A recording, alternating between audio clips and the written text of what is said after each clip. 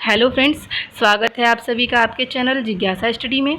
आज हम UP TET exam के लिए एनसीईआरटी हिस्ट्री के चैप्टर 1, 2, 3 के इम्पॉर्टेंट एमसीक्यूज क्वेश्चंस करने जा रहे हैं। तो चलिए बिना देरी के शुरू करते हैं पहले क्वेश्चन से। तो पहला क्वेश्चन है हमारा, भीमबेटका किस राज्य में स्थित है? तो भीमबेटका जो है वो मध्य प्रदेश में स्थित है। आते हैं दूसरे क्वेश्चन पे, कुरनूल गुफाएँ किस राज्य में स्थित है? कुरनूल की जो गुफाएं हैं वो आंध्र प्रदेश में स्थित है। कुरनूल की गुफा से हमें राख के अवशेष भी प्राप्त हुए थे, आपको ये भी याद रखने की ज़रूरत है। आते हैं तीसरे क्वेश्चन पे, सबसे पहले किस पशु को पालतू बनाया गया था? तो सबसे पहले जो था कुत्ता, जो कुत्ते का जंगली प्रकार था उसे हम सबसे पहले पालतू बनाए थे। चौथा क्वेश्चन है, माइक्रोलिथ किस काल से संबंधित है? तो माइक्रोलिथ जो है वो मध्य पाषाण काल से संबंधित है।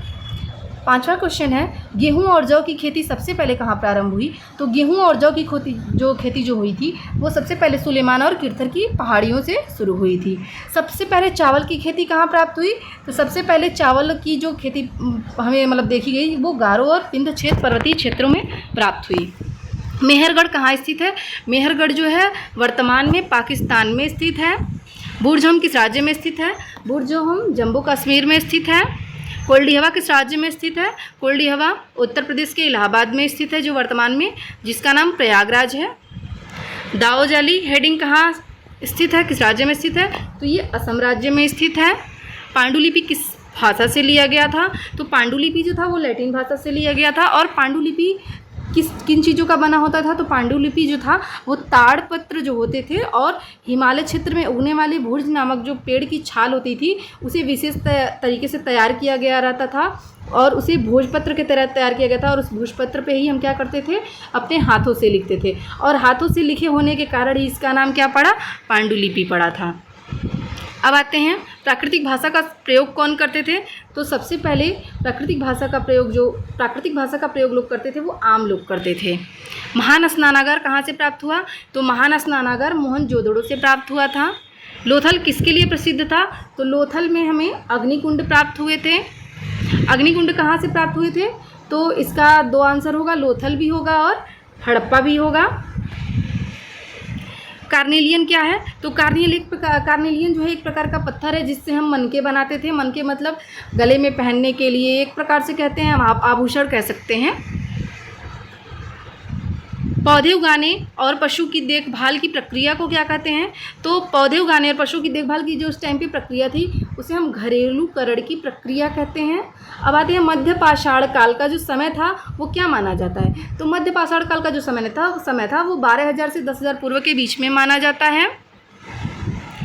नर्मदा घाटी किससे संबंधित है? नर्मदा घाटी जो है वो आखेटक एवं खाद्य संग्राहक से संबंधित है। आखेटक एवं खाद्य संग्राहक जो कि जिन्हें हम प्रथम मानव साक्ष्य भी बोलते हैं, यहाँ से प्राप्त हुए थे। सबसे पहले किसे पालतू बनाया गया था? तो ये क्वेश्चन रिपीट हो गया। सबसे पहले हम कुत्ते को पालतू बनाए थे। मैन्यूस्क्रिप्ट का अर्थ क्या है? मैन्यूस्क्रिप्ट का अर्थ होता है पांडुलिपि। सिंधु सभ्यता के नगर जो थे लगभग कितने वर्ष पूर्व विकसित हुए थे?